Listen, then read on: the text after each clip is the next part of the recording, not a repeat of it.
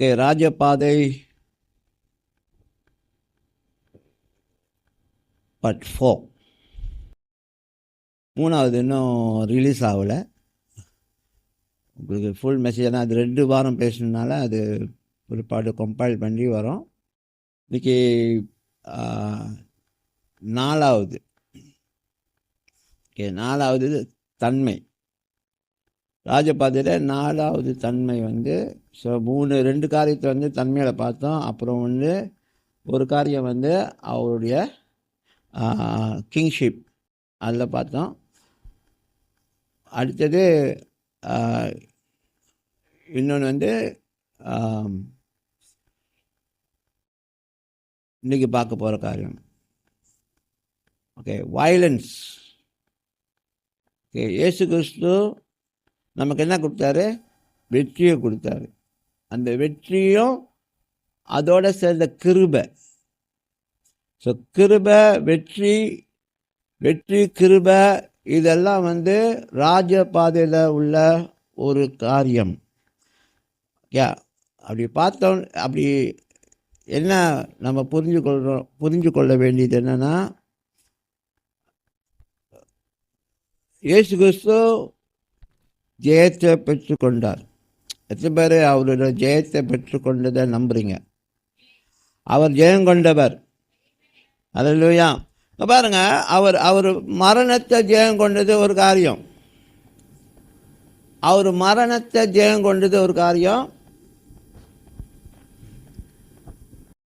அவர் மரணத்தை ஜெயம் கொண்டது ஒரு காரியம்.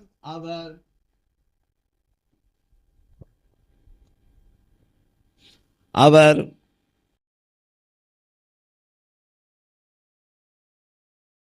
வாழ்க்கையிலேயே வெற்றி கொண்டவராக தான் இருந்தார். The ultimate victory of Jesus is the resurrection. இயேசு கிறிஸ்துடைய உயிர்த்தெழுதல் தான் பிரதானமான வெற்றி. ஆனால் அவர் வாழ்க்கை ஆரம்பிச்சது அப்படின்னா, அவர் பிறந்து வளர்ந்து ஒரு வாலிபனாக, ஒரு பையனாக, ஒரு வாலிபனாக 30 வயசு வரைக்கும், 30 வயசு வரும்போது பூரண புருஷர் என்று சொல்லி அந்த நாட்கள், இன்றைக்கி மேஜர்ன்றாங்களே, அந்த மாதிரி அந்த நாட்களில் 30 வயசு ஒரு பையன் வந்தால் தான் அவன் மேஜர். அப்போ தான் அவங்கள வந்து என்னது, வேலை காரியத்தில், படிப்பு காரியத்தில், சில முக்கியமான காரியத்தில் ஒரு அதிகபட்சம் ஒரு தேவனுடைய ஊழியத்தை செய்யறதுக்கு 30 வயசில் தான் ஒரு ஆளை வந்து நியமிக்கப்படுகிறாங்க. ஓகே. ஸோ அந்த மாதிரி பகுதியில் அப்படின்னா, in is natural lifestyle Jesus is always a victorious. Yesu Kristhu அவருடைய சாதாரணமான வாழ்க்கை அப்படின்னா, எப்போதும் அன்றாட, இப்போ நம்ம எப்படி ஒவ்வொரு நாளும் வாழ்கிறோம்ல, அந்த ஒவ்வொரு நாள் வாழ்க்கையில் இயேசு கிறிஸ்து வெற்றி சிறந்தவராக காணப்பட்டார். இப்போ நம்மளாம் போராடி கொண்டிருக்கோம். ஒவ்வொரு நாளும், ஒவ்வொரு வாரமும், ஒவ்வொரு சூழ்நிலை வரும்போது தடுமாறிக்கிட்டு mix up, a life full of mess, full of mix-up, full of compromising, full of selfishness. இதெல்லாம் நமக்குள்ளே இருந்துக்கிட்டே தான் இருக்குது. கரெக்டாக நம்ம ரட்சிக்கப்பட்டோம், கரெக்டாக நம்ம வந்து புது வாழ்வு அனுபவிக்கிறோம் அப்படின்னு சொல்லி. ஓகே. பட் குட் நியூஸ் என்னன்னா, இப்போலாம் சொன்னேன், என்ன பாஸ் எப்படி தூக்கி போட்டீங்க, நல்லா பேசிகிட்டே வந்தீங்க, என்ன அப்படியே டப்புன்னு விட்டுட்டீங்க, நாங்களாம் அப்படியே விழுந்து போயிட்டோம். அப்படி இல்லை. குட் நியூஸ் என்னன்னா, அவருடைய வெற்றி தான் உங்களுடைய என்னது மோட்டிவேஷன். அவருடைய வெற்றி தான் உங்களுடைய வாழ்க்கையின் தூண்டுகோல். அல்லேலூயா. அப்படிப்பட்ட ஒரு வாழ்க்கைக்கு தான் நீங்கள் அழைக்கப்பட்டிருக்கீங்க. ஹல்லேலூயா. ஸோ இன்றைக்கி அந்த 3வது பகுதியில் நாம் பார்க்கும்போது, அவருடைய வெற்றி அவருடைய கிருபை. அவருடைய வெற்றியும் கிருபையும் இருக்கிறதுனால தான் இயேசு கிறிஸ்து என்னது தன்னுடைய வாழ்க்கையில் ஜெயம் கொண்டவராக இருந்தார். Because of the victory that he has, because he is the Son of God.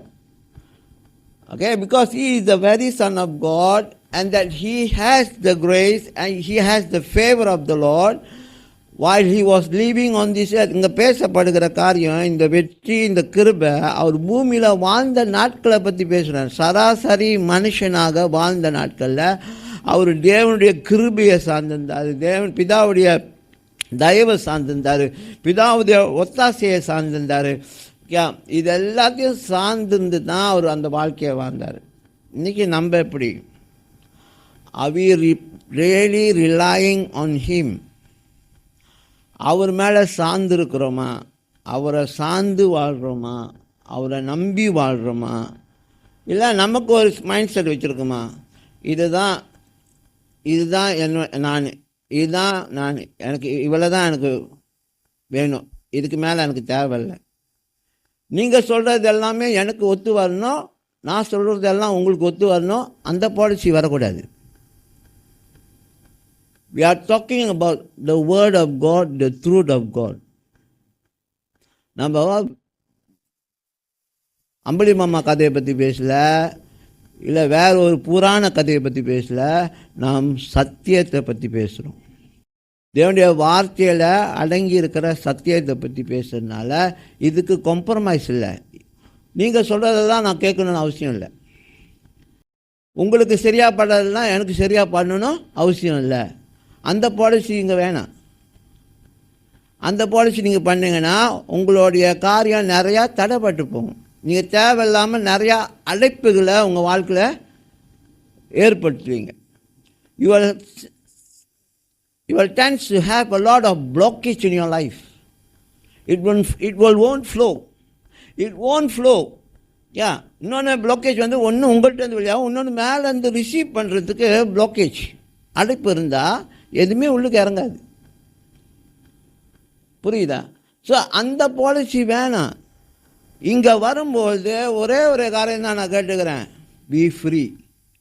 B ஃப்ரீனா அமைதியாக உட்கார்ந்து உள்ளத்தை திறந்து உள்வாங்க. ஆண்டவரே நான் என்னுடைய உள்ளத்தை திறந்துட்டேன், எவ்வளோ இதெல்லாம் நீங்கள் ஃபில்அப் பண்ணணுமோ பண்ணுங்கள், உள்ளுக்கு ஃபில்அப் பண்ணுங்கள், ஃபில்அப் பண்ணிக்கிட்டே இருங்க.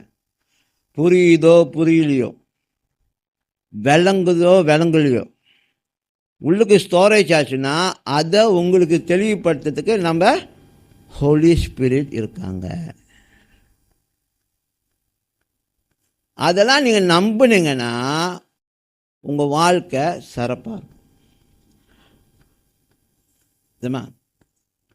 சிம்பிள். அநேக நேரத்தில் சொல்லியிருக்க இந்த உதாரணம், மாடுகளை பார்ப்பீங்க, அது வயலில் இல்லை கடலில் இருக்கும்போது அது பார்த்தோன்னா புல் அப்படியே நிறையா பாட்டுக்கு அப்படியே சாப்பிட்டுக்கிட்டே போயிட்டே இருக்கும்.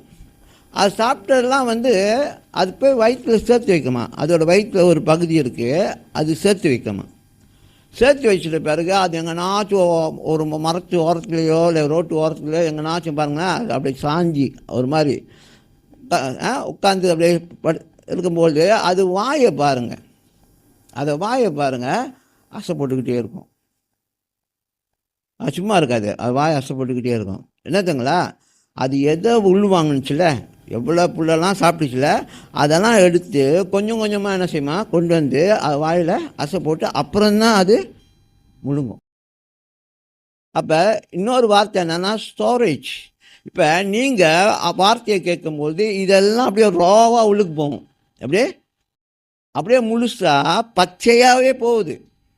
உங்களுக்கு புரியறதுக்கு வேண்டிய முயற்சி செய்கிறீங்களோ அதெல்லாம் எனக்கு தெரியல. ஆனால் நீங்கள் ஒன்று மட்டும் கற்றுக்கணும், அது அப்படியே உள்வாங்கணும், முடிஞ்சு. அதுக்கப்புறம் அதுக்கு வேண்டிய வேலையை பரிசுத்த ஆவியானவர் செய்யும். நீங்கள் அதுக்கு உட்காந்து தியானிக்கலாம் நான் சொல்ல, இது தானாகவே உங்களுக்குள்ளே டைஜஸ்ட் ஆகும். இது தான். ஏன்னா உங்களை தேவனை அறிகிற அறிவுக்குள்ளே கொண்டு போகிறதே அவரு தான். யார்? பரிசுத்த ஆவி தான் உங்களை தேவனை அறிய வைக்கிறார். மம்மி தான் இருக்காங்க,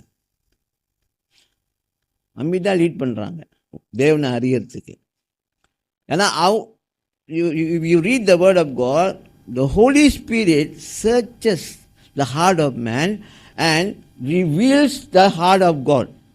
Hello? The Holy Spirit searches the heart of man and reveals the heart of God. தேவனுடைய இருதயத்துக்குள்ள இருக்கிற ஆழமான காரியங்களை வெளிரங்கமாக்கி உங்களுக்கு தெளிவுபடுத்துகிறதே ஆவி, பரிசுத்தருடைய வேலை. அப்போ நீங்கள் தேவனை அறியறதுக்கு உங்களுடைய அறிவு பத்தாது. ரெண்டாவது, நம்ம பண்ணுறது எல்லாமே சரியாக இருக்கிறோன்னு சொல்ல முடியாது. புரியுதா நான் கேட்குறேன்னா? நம்ம பண்ணுற வர்ஷிப் எல்லாமே சரியா? சொல்லுங்க. நம்ம பண்ணுற வர்ஷிப் எல்லாமே சரியா? But God bear with us. பாருங்க, அண்டர்ஸ்டாண்ட் பண்ணோம். நம்ம பாடுற பாடல், நம்ம பாடுற நேரத்தில் அதுக்குள்ளே நம்ம எவ்வளோவாக உள்வாங்கி எவ்வளோ ப்ரிப்பேர் பண்ணி வந்து பாடுறோமோ அதெல்லாம் ரெண்டாவது காரியம். ஆனால் நம்ம பண்ணுற அந்த முயற்சி இருக்குங்களா, அதை தேவன் பார்க்குறாரு. அட்லீஸ்ட் இதனாச்சும் பண்ணுறைய, இதுலேருந்து நான் உன்னை இன்னும் கொஞ்சம் என்னை தெளிவுபடுத்துவேன், இன்னும் நீ எப்படி வர்ஷிப் பண்ணணும் நான் உனக்கு கற்றுக் கொடுப்பேன் அப்படின்னு சொல்லி அந்த இடத்துக்கு நம்ம போகணும். புரியுதா என்ன சொல்கிறேன்னு? அப்போ அந்த ரூம் ஃபார் இம்ப்ரூவ்மெண்ட் வந்து ஆண்டவர் நமக்கு கிரியேட் பண்ணுறாரு. ஏன்னா ஒருவனும் தேவனை அறிய முடியாது, ஒருவனும் தேவன்கிட்ட வரவும் முடியாதான், அவர் அவனை தன் பக்கமாக இழுக்காவிட்டால். ஆண்டவருடைய இன்ஃப்ளூயன்ஸ் இல்லாமல் ஒருவனும் அவரை அறிய முடியாது. அப்போ நம்ம பண்ணுறது எல்லாமே அவர் என்ன செய்யறாருன்னா, பண்ணு இதெல்லாம் பார்க்கும்போது எனக்கு காமெடியாக தான் இருக்குது, ஆனாலும் பரவாயில்ல, இதுலேருந்து நான் உன்னை கைட் பண்ணுறேன், இதுலேருந்து நான் உன்னை கொண்டு வருவேன், இதுலேருந்து உன்னை நான் தெளிவுபடுத்துவேன் அப்படி சொல்லி இதை செய்ய ஆரம்பிக்கும் பொழுது தான் நம்ம வாழ்க்கையில் இன்னும் காரியங்கள் தெளிவாகுது. தேவனை அறிகிற அறிவுக்குள்ளே நமக்கு ஆர்வம் உண்டாகுது. அல்லேலூயா. ஓகே, சரி, நம்ம மறந்துட்டோம் ஒரு காரியத்தை. நம்ம மத்தியில் பிரதர் டேரன்ஸோட வைஃப் இருக்காங்க. சொல்லுங்கள், உங்கள் பேர் என்ன? ரோஸ்லின். அவங்க நம்ம மத்தியில் இருக்காங்க. ஸோ தேவன் நம்ம வாஞ்சித்த பிரகாரம் அதே நாள் ஜெபத்துடைய காரியங்கள் அநேக நேரத்தில் உங்களுக்காக ஜெபிச்சிருக்கோம். ஓகே, நான் ஒரு காலத்தை நம்பினேன். இதை பார்க்கும்போது ஒரு காரியம் எனக்கு ஞாபகத்துக்கு வருது. ஞாபகத்துக்கு ஒரு தடவை நம்ம சொன்னோமே, அழைப்போம், எல்லாத்தையும் அழைப்போம்னு சொல்லி பேரெலாம் சொல்லி அழைச்சோமே. ஸோ அந்த அழைப்புக்கு வேண்டிய நபர் ஒருத்தவங்க இங்கே இருக்காங்க. அல்லேலூயா. ஓகே, நம்ம எனக்கு ஞாபகம் இருக்குது, அந்த டைமில் பிரதர் ஜேம்ஸோட பேர் அழைச்சோம். இடையில ஒரு மீட்டிங்க்கு அவர் வந்திருந்தார். சர்வீஸ் அந்த வாரத்தில் 2 வாரம் முன்னுக்கு ஆராதனையில் வந்து கலந்து கொண்டு இருந்தார். ஓகே, ஸோ அவர் வேலை காரியங்கள் வி அண்டர்ஸ்டாண்ட் தேட். அதனால் அடுத்த வாரம் முடிஞ்ச வரைக்கும் அவர் ஒரு லீவை போட சொல்லுங்கள், வந்து இறங்கிடுங்க ஃபேமிலியாக. ஓகே. ஸோ இன்றைக்கி இவங்க நம்ம மத்தியில் இருக்காங்க. தேவன் நல்லவர். அவங்க காலில் ஒரு சின்ன க்ரோத், அதுலேருந்து டாக்டர் போய் பார்க்குறதுக்கு இவங்க ரொம்ப கொஞ்சம் பிடிவாதம் எல்லாம் இது பண்ண மாட்டாங்க, மருந்து எடுக்க மாட்டாங்க அவங்க. ஆனால் தேவன் அந்த ஆப்ரேஷன், அந்த காலில் போய் அந்த க்ரோத்தை வெட்டி ஆப்ரேட் பண்ணி எடுத்தாச்சு. இப்போ அவங்க காலில் ட்ரீட்மெண்ட் போயிட்டுருக்காங்க. ஸோ ஆண்டவர் அவங்க வாழ்க்கையில் நன்மையானது செய்து கொண்டு இருக்கிறார். இன்றைக்கி நேற்று கால் பண்ணிட்டு, பாஸ்டர் நாளைக்கு நான் சர்ச்சுக்கு வரேன், வந்து ஏற்றிட்டு போகிறீங்களா? அல்லேலூயா. ஆமென். தேவன் நல்லவர். அவர் சொன்னபடி செய்கிற தேவன். எனக்கு தெரியும் நிறையா பேருடைய பங்கு அவங்க வாழ்க்கையில் இருக்குது. ஆனால் தேவன் இதை செய்தார். ஓகே, எல்லாருடைய பங்கு இதை நிறைவேற்றியது. இதில் யாரும் தனிப்பட்ட ரீதியில் பெருமையாக பேசுறதுக்கு ஒன்றும் இல்லை. We give thanks to God. Alleluia. நான் சொல்ல, தேவன் ஒருவனை தன் பக்கமாக அழைக்காவிட்டால் யாரும் வர முடியாது, இதுக்குள்ளே யாருமே போக முடியாது. ஆமென். ஸோ தேவன் கொண்டு வரும்பொழுது யாரும் தடை பண்ண முடியாது. அல்லேலூயா. ஸோ அப்போ இந்த தேவனை அறிகிற அறிவு நம்ம வந்து இந்த குருவி மூளையை வச்சுக்கிட்டு பண்ண முடியாது. ஆனால் இந்த இப்படிப்பட்ட மனிதரை தான் தேவன் தன்னுடைய பிரதானமான படைப்பாக வச்சார். அந்த மனுஷனோடு தான் தன்னை இணைத்து கொள்ளணும்னு ஆசைப்பட்டார். இவ்வளோ காரியம் இருக்கும்பொழுது, இவ்வளோ படைப்பில் இவ்வளோ காரியம் இருக்கும்பொழுது தேவன் எதுவுமே தனக்கு என்ன ஆகலை. எப்படி ஆதாமுக்கு அந்த படைப்பில் எதுவுமே செட் ஆகலையோ, அதே மாதிரியே தேவனுக்கும் என்னது படைப்பில் எதுவுமே செட் ஆகலை, மனுஷனை தவிர. புரியுதா? அப்போ நீங்களும் நானும் தேவனுடைய திட்டத்தை நிறைவேற்றக்கூடிய மக்கள். ஆண்டவர் நம்மளை மட்டும்தான் மனுஷனை மட்டும்தான் நம்பியிருக்கிறாரு. எதையும் நம்பலை, வேறு எதையும் நம்பலை. மனுஷனோடு தான் தன்னை இணைத்து கொள்ளணும்னு ஆசைப்பட்டார். அதே தான் செஞ்சு இதுவரைக்கும் செஞ்சுட்டு இருக்கிறார். அதனால் தான் மனுக்குலம் மனிதர்கள் தேவனுடைய பார்வையில் விசேஷமானவர். நீங்களும் நானும் விசேஷமாக. இவர்களுக்காக தான் இயேசு கிறிஸ்து வந்தார்.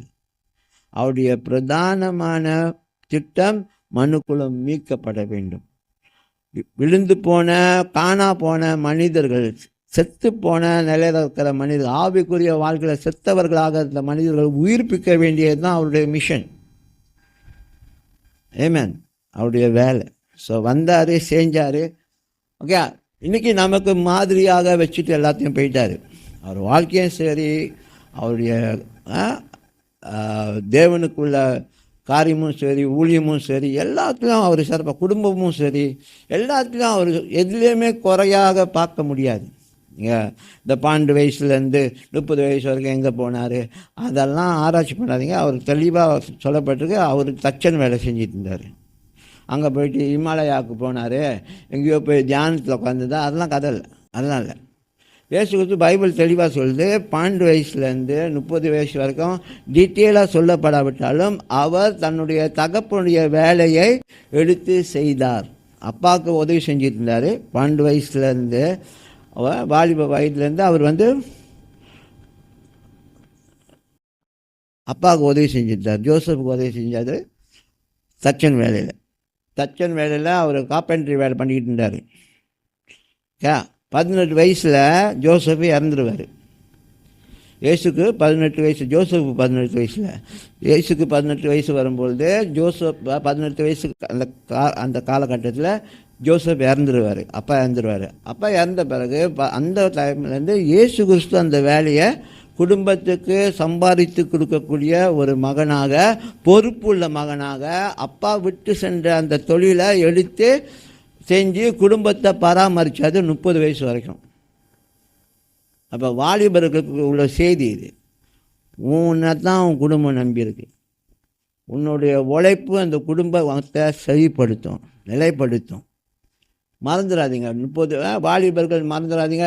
நான் சம்பாதிச்சோன்னே ஏன் சம்பாத்தியம், என் வாழ்க்கை, நான் பார்த்து நான் தான் என்னோட பங்கு தான் நிறையா குடும்பத்தில் இருக்கிறனால நான் தான் சொல்கிறத கேட்கணும், அப்படிலாம் பண்ணக்கூடாது. You are not a leader of the family. Your mummy and your daddy is the one God has appointed over you. Not because of don't think because of your income or your money, your salary or your financial input into the family doesn't make you to be the leader of the family. And you shouldn't feel that everyone should listen to you. Hello, listen. Don't have that kind of attitude. அந்த ஆணவமான எண்ணத்தை இருந்தால் களைச்சி போட்டுருங்க. இன்றைக்கி நீ ரொம்ப நாள் வாழணுன்னா தாய் தகப்பனுக்கு கீழ்ப்படி. அதுதான் வசனம். ப்ராமிஸ் அங்கே தான் இருக்குது. தாய் தகப்பனுக்கு கீழ்ப்படி. அப்படின்னா தாய் தகப்பன் சொல்கிறது எல்லாத்தையும் செய்ய சொல்ல.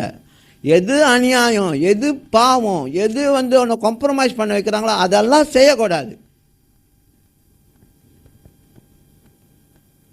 உன்னை பாவத்தில் தூண்ட, உன்னை பொய் சொல்ல வைக்க, இதெல்லாம் பண்ணாங்கன்னா நீ காம்ப்ரமைஸ் பண்ணவே கூடாது.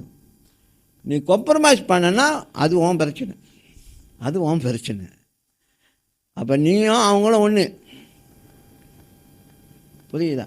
So you need to stand on the word of God. You need to have your life in line with God, because only when you have God with you, you can conquer the world. You can conquer situation. You can win everything. பாருங்க, அதில் தான் அதை சொல்ல வரேன். இயேசு கிறிஸ்து தாய் தகப்பனுக்கு கீழ்ப்படிஞ்சிருந்தார், அப்பா கூட வேலை செஞ்சார், அப்பாவுக்கு உதவி செஞ்சார். சரிண்ணா? விறகு கட்டையெல்லாம் போயிட்டு மரத்தை வெட்டி எல்லாம் தூக்கிட்டு வந்தார் இயேசு கிறிஸ்து அப்பா கூட சேர்ந்து. அப்பா பெரிய பெரிய மரங்களை தூக்கிட்டு வந்தாரா, இவர் சின்ன சின்னதெல்லாம் தூக்கிட்டு வந்தார், தெரியுமா? ஸோ அதனால் அவரை பின்பற்றுங்க, அவரை பின்பற்றுங்க. அவர் அப்பா அம்மா கூட இருந்து வேலை செஞ்சார். அப்பா இல்லாத நேரத்தில் அந்த பொறுப்பை அவர் எடுத்துக்கிட்டார். அப்பா அப்பா போயிட்டாரா, இதுக்கப்புறம் என் வாழ்க்கை என் கையிடா அப்படின்னு சொல்லிட்டு அவர் போகல. அவர் குடும்பத்தை பொறுப்பாக, மூத்த சகோதரனாக, அந்த குடும்பத்துக்குள்ள மூத்த மகனாக பொறுப்பாக குடும்பத்துக்கு சம்பாத்தியத்தை ஏற்படுத்தி தம்பி தங்கச்சங்கள்லாம் அம்மா கூட சேர்ந்து குடும்பத்தை வளர்த்தாங்க. அல்லேலூயா, அல்லேலூயா. ஸோ அவர் கூட அட்டாச் ஆனாதான் வாழ்க்கை. அவர் கூட அட்டாச் ஆகின மாதிரி நடிச்சோமா கதை. பாருங்க, செத்து போகிற கிளை இருக்குல்ல, செத்து போகிற கிளை, காஞ்சி போகிற கிளை கொஞ்ச நாளுக்கு அப்படியே பச்சையாக தான் இருக்கும், கொஞ்ச நாளைக்கு பச்சையாக இருக்கும், அப்படியே பசுமையாக இருக்கிற மாதிரி தான் இருக்கும்.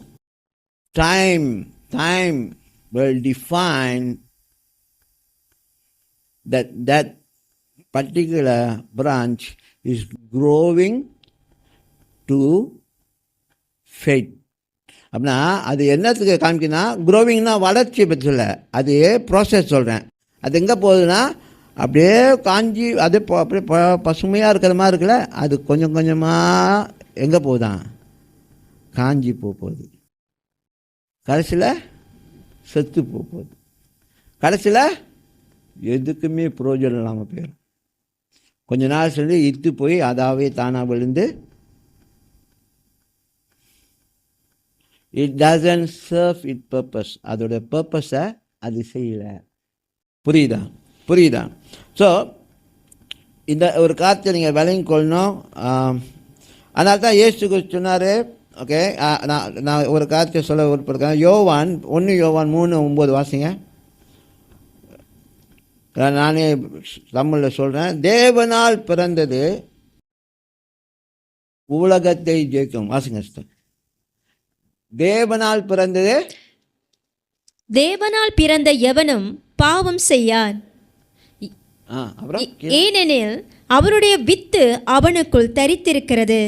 அவன் தேவனால் பிறந்தபடியினால் பாவம் செய்ய மாட்டான். ஆமென்.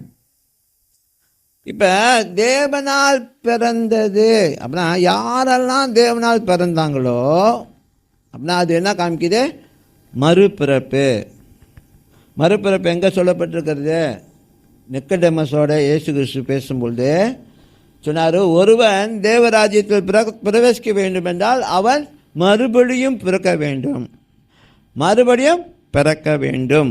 அப்போ அவர் கேட்குறார், எப்படி இவ்வளோ பெரிய உருவம் நான், எப்படி நான் மறுபடியும் அம்மாவுடைய கருவுக்குள்ளே போக முடியும், வயிற்றுக்குள்ளே போக முடியும் அப்படின்னு சொல்லி.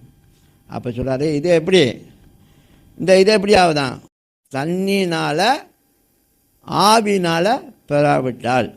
அப்படின்னா என்னது?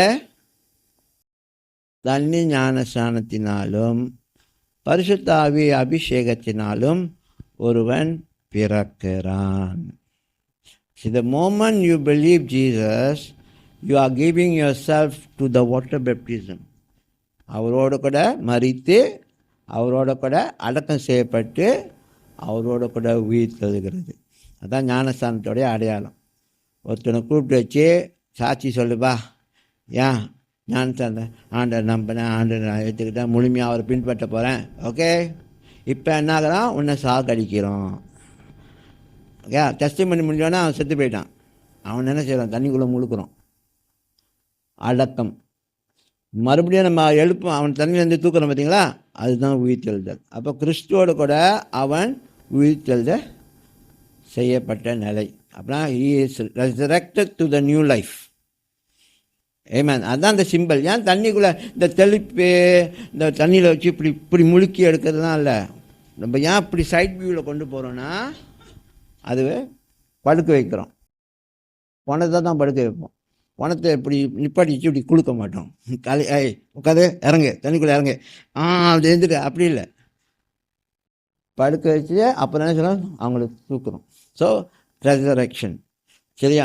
ஸோ தண்ணினால் ஆவினா உங்களுக்குள்ளே இயேசுக்கு சேர்த்துக்கொண்டா பரிசுத்த ஆவி உங்களை வந்து ரசிலன். கேளுங்க, நீங்கள் இயேசு கிறிஸ்துவை ஏற்றுக்கொள்ளும் பொழுது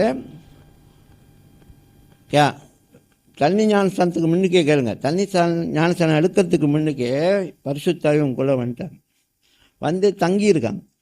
ரெசிடென்ட் வந்து தங்கியிருக்காங்க. செயல்பாடு இன்னும் வரல. ஆனால் நீங்கள் ஆண்டவருக்காக எல்லாம் செய்றீங்க, ஜெபம் பண்ணுங்க, பைபிள் படிக்கிறீங்க, ஸ்டேஜ்க்கு வரீங்க, ஆராதிக்கிறீங்க எல்லாம். ஆனால் எந்த சமயம் நீங்கள் பரிசுத்த அபிஷேகத்தை பெறுறீங்களோ அன்னைக்கு பவர் உங்களோட வாழ்க்கையில் ஆக்டிவேட் ஆகுது. உங்களுக்குள்ளே தங்கின அந்த பரிசுத்த ஆவி உடைய வல்லமை வந்து டைனமைட்னா ஒரு பெரிய சக்தி வாய்ந்த ஒரு பொம்மை மாதிரி. ஸோ அது என்ன ஆகுதுன்னா, உங்களுக்குள்ள ஒரு பொம்மை வச்சாச்சு, டைம் பொம்மை உள்ளுக்கு வச்ச மாதிரி. எப்போ அபிஷேகம் வருதோ அது வெடிக்கும். வெடித்த பிறகு உங்கள் வாழ்க்கையில் அந்த பவரை வந்து நீங்கள் ஃபீல் பண்ண ஆரம்பிச்சிங்க. அதனால தான் நீங்கள் பாருங்கள், அந்நிய பாஷை பேசும்பொழுது உங்களுக்கு தெரியும், யூ கேன் ஃபீல் பவர். புரியுதா? ஸோ இந்த காரியம் நடக்காமல் உங்கள் வாழ்க்கையில் என்ன நடக்காது? ரட்சிப்பு நிறைவேறாது. சரியா? அப்போ இங்கே சொல்லப்பட்டிருக்கு, தேவனால் பிறந்த எவனும் பாவம் செய்ய மாட்டான்.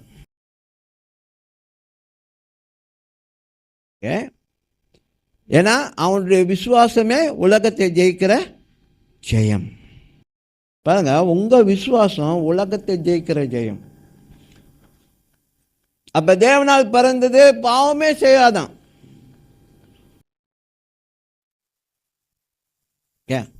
ஆனால் அது நிஜமாக நம்ம வாழ்க்கையில் இல்லையே.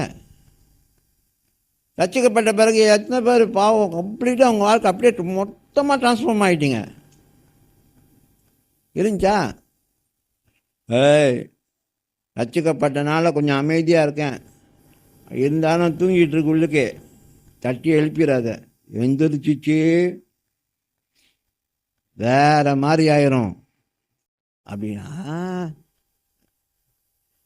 இங்கே என்னன்னா, தேவனால் பிறந்தது உலகங்க பாவம் செய்யாதுன்னு சொல்லி ஒரு நிச்சயத்தை கொடுக்குறாரு.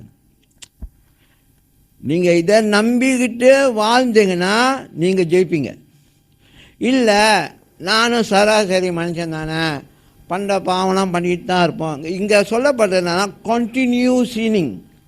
இல்லை என்னன்னா, ரட்சிக்கப்பட்ட பிறகும் தொடர்ச்சியாக கடந்த வாழ்க்கையோட பாவங்களை மறுபடியும் செஞ்சுக்கிட்டே இருக்காங்க. அப்போ செஞ்சது இன்னும் அப்படியே தான் வாழ்க்கை இருந்துச்சுன்னா அதுதான் சரியில்லைன்றாரு. இல்லை ரட்சிக்கப்பட்ட போய் புது பாவம் பண்ணுறான், அதையும் இல்லை.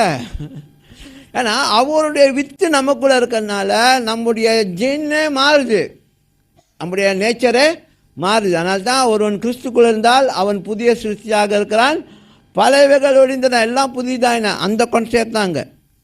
அப்போ it is a process of renewal. அது என்னன்னா புதுப்பிக்கிற ஒரு காரியத்துக்குள்ளே நாம் கடந்து போகிறோம். அல்லேலூயா. ஸோ உலகத்தை ஜெயிக்கிற ஜெயம் நமக்குள்ளே இருக்கு.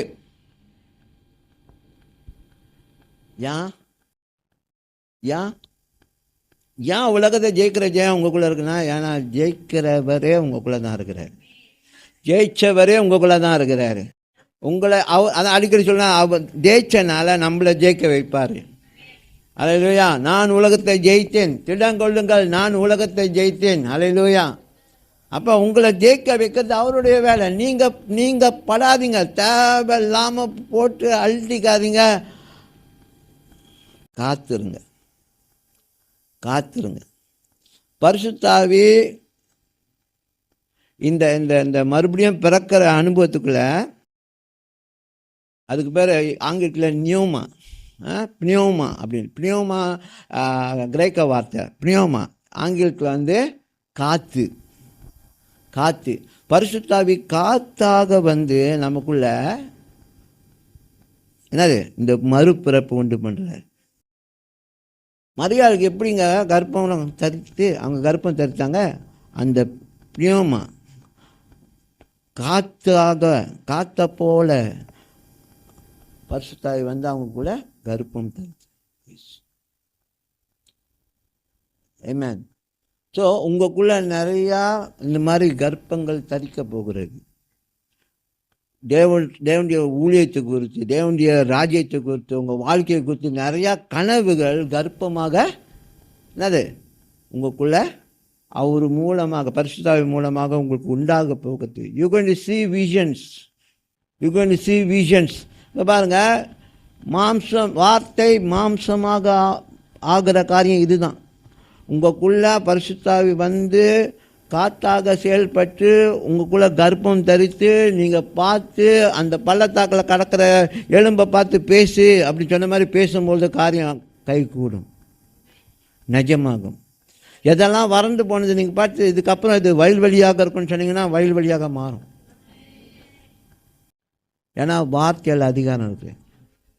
வார்த்தை மாம்சமாகி, அதில் வார்த்தை இருந்தது, அந்த வார்த்தை தேவனோடு இருந்தது, அந்த வார்த்தை தேவனாக இருந்தது, அந்த வார்த்தை மனுஷனுடைய ஒளியாக பூமியில் வந்து உலாவியனது. அந்த மாதிரி வார்த்தை மாம்சமாகும். நீங்கள் நம்பணும். உங்கள் சூழ்நிலையை பார்த்து பேசுங்க, உங்கள் வியாதிகளை பார்த்து பேசுங்க, உங்களுடைய குடும்ப நிலையை பார்த்து பேசுங்க, உங்களுடைய ஃப்யூச்சரை பற்றி பேசுங்க. இப்படி தான் இருக்க போகிறோம், நாங்கள் இப்படி இருக்க மாட்டோம், இப்படி தான் இருப்போம் அப்படின்னு சொல்லி பேசுனீங்களா நடக்கும். பேசுறது வந்து பந்தாக்காக பேசக்கூடாது, பேசுறது உண்மையாக பேசணும். நிச்சயமாக அது நடக்கும். சும்மா நம்ம சில ஆட்கள் தான் அப்படி பந்தா பேசுவோம். ரொம்ப அந்த பந்தாலாம் ஒன்றும் ஆகாது. நான் பாருங்கள், 5 வருஷத்து ரோலெக்ஸ் படிக்காரம் வாங்க போகிறேன். உள்ளுக்கு டைமண்ட் இருக்கும்டம்மா, டைமண்ட் 4 டைமண்ட் இருக்கும். அங்கே ஒன்று என்ன விலை தெரியுமா? கொடிகாரமே 25,000 வெள்ளி. அதை பந்தா வேணாம். மனசுக்குள்ளே நினச்சி ஆசைப்படு, ஜெபம் பண்ணு, ஆண்டவர்கிட்ட சொல்லி, ஆண்டவரே இதெல்லாம் நான் அனுபவிக்கணும், இதெல்லாம் நான் அனுபவிக்கணும். இதெல்லாம் அனுபவிக்காமல் என் வாழ்க்கைக்கு என்னது எண்டே கிடையாது, நீங்களும் வரக்கூடாது. பயப்படாதீங்க. நமக்கு அதுக்கப்புறமும் வாழ்க்கைங்க தான்.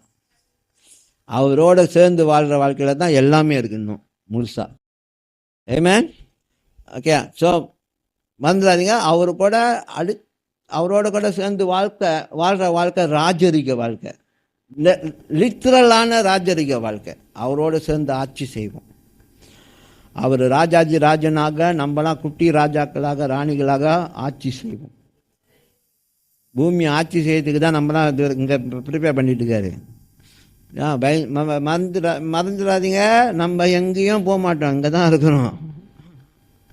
அவர் இங்கே தான் வராரு, நம்மளோட இங்கே தான் செட்டில் ஆகுறாரு. இது எல்லாத்தையும் புதுமையாக்கிட்டு ஏஜென்ட் தோட்ட மாதிரி பாவம் இல்லாத ஒரு என்வாயர்மெண்ட் பூமி மாறப்போகுது. அதெல்லாம் நம்ம ஆட்சி செய்வோம் அவரோட கூட. சார் புச்சவங்க தொகுதி யார் எடுக்க போகிறா? புச்சவங்க தொகுதி எனக்கு தொகுதியெலாம் வேணாம் பாஸ்டர், எனக்கு மாநிலம் வேணும், எனக்கு பின்னாங்க கொடுத்துருங்க. ஏன்னா தீவு, நிறையா தீவு இருக்குது, எனக்கு கெடா கொடுத்துருங்க. அந்த மாதிரி பாலசேகர் சொன்னார், ஆண்டவருக்குள்ளே நம்ம வாஞ்சிக்கிற காரியம் ஆண்டவருக்குள்ளே அப்படின்னா அந்த ஆவிக்குள்ளாகி கேளுங்க. அவரும் பேசுகிறாரு, ஆவிக்குள்ளாகி நீ நாட்டை கட்டாக கூட கொடுப்பாரான் அப்படின்னா அந்த ஆட்சியை கொடுப்பாரான், ஆட்சி. ஓகே. ஸோ தேவனால் பிறந்தது உலகத்தை ஜெயிக்கும். அந்த அப்படிப்பட்டவர்கள் என்ன செய்ய மாட்டாங்கன்னா பாவத்தை தொடர மாட்டாங்க. பாவத்தை தொடர மாட்டாங்கன்னா நீங்கள் தான் அப்போ டிசைட் பண்ணணும். பாவம் செய்யறது ஒன்று வந்து பாவம், நார்மலாக ஒரு மனுஷன் பாவம் செய்யுது. இன்னொரு வந்து பழக்கப்பட்ட பாவம். பழக்கப்பட்ட பாவம்னா பழக்கம் என்ன பழக்கம்? எதெல்லாம் பழக்கத்தில் பாவம் பண்ணுறீங்க பார்த்தீங்களா, தெரியும் அது பாவம்னு, அதை பழக்கத்தில் பண்ணுறாங்க. பழக்கம் ஓகே, உங்களுக்கு தெரியும், நீங்கள் தெரியும் என்ன எது பழக்கம்னு. சில பேருக்கு வெத்தலை போடுற பழக்கம் இருக்கும். அப்போ பண்ணாங்க, ரசிக்கப்பட்ட பண்ணியிருப்பாங்க. அதை நிறையா பேர் குறைக் பண்ணாங்க. ஆனால் ஒரு நாள் ஆண்டவர் தொட்டார், அதோடு அந்த பழக்கமே இல்லாமல் போச்சு. அது மாதிரி இந்த பழக்கம் ஒரு சிலர் இன்னும் கொடூரமாக இருக்குது. பழக்கம் நிறையா இருக்குது. நிறையா பேசினா ரொம்ப அசிங்கமானதுலாம் இருக்குது, பழக்கப்பட்ட பாவங்கள் தான். இந்த பாவங்கள்லாம் பொய் சொல்கிறது கூட பாவம் தான், பழக்கப்பட்ட பாவம். திறந்தா பொய். அந்த பொய்யை மறைக்கிறதுக்கு கூட்டணி சேர்த்துக்கோங்க. எல்லாரும் சேர்ந்து எனக்கு சாதகமாக சொல்லுங்கள், அவங்க செய்யவே இல்லை. ஹலோ பாவம், அதுவும் பாவம் தான். ஸோ இன்னும் ரொம்ப மோசமானதுலாம் இருக்குது, ஆனால் வாய்க்கு வந்து இப்போ சொல்ல முடியாது. அந்த அளவுக்கு கொடூரமானதுலாம் இருக்குது, அசிங்கமானதுலாம் இருக்குது, சொல்லவே கூச்சமாக இருக்கும். அப்படிப்பட்ட பாவங்களும் இருக்குது. சரியா? ஸோ அந்த பழக்கங்கள்லாம் தொடரக்கூடாது. அப்போ நீங்கள் என்ன செய்யணும்? உங்கள் வாழ்க்கை சுத்திகரிக்கப்பட இவைகள்லாம் உங்களை விட்டு போகும். சரியா? போவோம். சரிங்களா? ஓகே. தேவனால் முதலாவது நாம் பிறக்க வேண்டும், ஆவினால் ஜலத்தினால் பிறக்க வேண்டும். அதை நம்ம பெற்றுக்கொண்டுமா? Excuse me, ஆவினால் ஜலத்தினால் பிறந்துட்டிங்களா? உங்களை தான் கேட்குறேங்க. ஆவினால் ஜலத்தினால் பிறந்துட்டுங்க, கை காமிங்க. யாரெல்லாம் ஆவினால் ஜலத்தினால் பிறந்துட்டீங்க, கை காமிங்க. தண்ணி ஞானஸ்நானம் எடுத்துட்டிங்களா? இன்னும் எடுக்கலையா? யார் இன்னும் தண்ணி ஞானஸ்நானம் எடுக்கலை?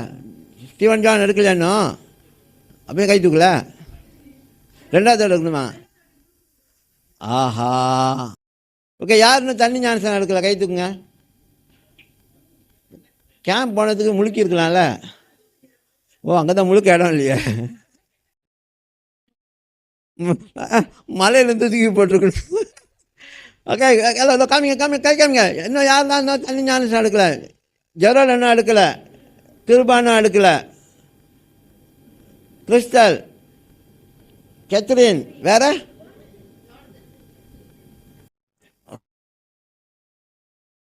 ஜோனதன், வேற இன்னும் யாரு? கை தூக்குங்க. பாருங்க, ஞானஸ்நானம்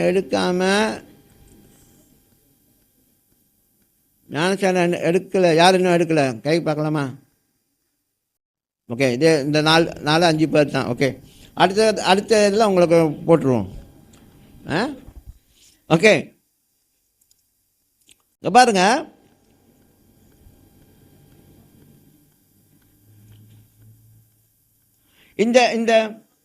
இந்த விக்டரி வந்து எப்படி இயேசு கிறிஸ்துக்கு வந்ததுன்னா, அவர் தேவன்கிட்டருந்து வந்தனால அவருக்கு இந்த வெற்றி வாழ்க்கை அமைஞ்சது. ஆனால் அவர் பூமிக்கு வந்தபொழுது அவர் மனுஷனாக உங்களை போல என்னை போல வாழ்ந்தார். ஆனால் அவர் வேதம் சொல்லு, அவரை பல விதமாக சோதிக்கப்பட்டும் பல விதமாக பாடுகள் பட்டும் எல்லாம் கடந்து சொல்லப்பட்டிருக்கு, அவர் பாவமே செய்யலையாம். இப்போ இது நிறையா பேர் இதை சொல்கிறாங்க, அதை வந்து என்னால் கொஞ்சம் உள்வாங்க முடியல. ஏன்னா எல்லாம் சொல்கிறாங்க இயேசு கிறிஸ்து 100% மேன் 100% காட் அப்படின்னு. ஆனால் எனக்கு நான் பார்க்கும்போது இயேசு கிறிஸ்து அந்த இடத்துல 100% காடாக நான் பார்க்க முடியல. ஏன் தெரியுங்களா? வேதம் சொல்லுது, அவருடைய அடிச்சொல்லை பின்பற்றும்படிக்கு அவர் நமக்கு மாதிரியாக இருந்தாராம். அப்போ நான் இந்த ஃபிசிக்கல் வேர்ல்டில் ஃபிசிக்கல் லைஃப் நம்ம வாழ்கிற இந்த சராசரி வாழ்க்கையை தான் இயேசு வாழ்ந்தார். அவருக்கும் பாவம் செய்யறதுக்கு நிறையா வாய்ப்புகள் இருந்துச்சு, அவருக்கும் தண்ணி அடிக்கிறதுக்கு நிறையா வாய்ப்பு இருந்துச்சு, அவருக்கும் என்னது பாவ காரியத்தில் இன்வால்வ் பண்ணுறதுக்கு வாய்ப்பு இருந்துச்சு. அங்கே உள்ள கேங்ஸ்டரிசமில் போய் ஜாயின் பண்ணியிருக்கலாம், ரவுடிகள் கும்பலில் போய் ஜாயின் பண்ணியிருக்கலாம் அந்த நாட்களில். ஆனால் எதுவுமே அவர் தேர்ந்தெடுக்கலை. ஏன்? He defined himself that he belonged to God. And he defined himself that he is the very Son of God. புரியுதா? இப்போ நம்மளுடைய ஐடென்டிட்டி புரிஞ்சாதான் நம்ம வாழ்க்கை மாறும். நம்ம ஐடென்டிட்டி, நீ யாரு? நான் தேவனுடைய மகன், நான் ஆண்டோட பிள்ளை அப்படின்னு அந்த ஞாபகம் வச்சிருந்தோமா போவாது. நம்மளை சேர்த்துக்குள்ளே போய் மறுபடியும் போட்டு மாட்டோம். நம்ம மறுபடியும் சேர்த்துக்குள்ளே நம்ம போய் என்ன சார் பாவ சேர்த்துக்குள்ளே போய் நம்மளை விழுக விட மாட்டோம். புரியுதா? ஸோ ஹேபிச்சுவல் சீன்னா பழக்கப்பட்ட பாவம். நீ சோதிக்கப்பட்டது இன்னொன்று, அது இன்னொரு விதமாக பாவம். இன்னொன்று பழக்கப்பட்ட பாவம், அதுதான் இன்றைக்கி பெரிய சேலஞ்சு. அதை தான் மனுஷன் மாறுறதுக்கு ரொம்ப கஷ்டமாக இருக்குது. அதை தான் மனுஷனுக்கு பெரிய ஒரு சவால். இந்த சோதனையில் விழுந்துட்டு ஒரு பாவம் முடிஞ்சு, நான் ஏப்பழை சாப்பிட்டேன் முடிஞ்சு, அவ்வளோதான், கதை முடிஞ்சு. அன்றைக்கி ஏவாள் பழத்தை சாப்பிட்டா முடிஞ்சு கதை. அதுக்கப்புறம் அவள் ஏப்பழை சாப்பிட்டுக்கிட்டே வந்தா பாவம் பண்ணிக்கிட்டே இருந்தாளா? இல்லையே. சோதனை ஒரு விதமான பாவம். ஆனால் பழக்கப்பட்ட பாவம் அது எப்போதும் செய்ய வைக்கும். அது எப்போதுமே மறுபடியும் மறுபடியும் செய்ய வைக்கும். சில பேருக்கு இன்னும் என்னாச்சும் பிரச்சனை ஆகி டென்ஷன் ஆகிட்டா அங்கே தான் தூணும், அங்கே தான் போக சொல்லும், எங்கே அந்த பாவத்தை செய்ய சொல்லி. ஏன்னா அவங்க எங்கே அதை பழக்கிட்டாங்க.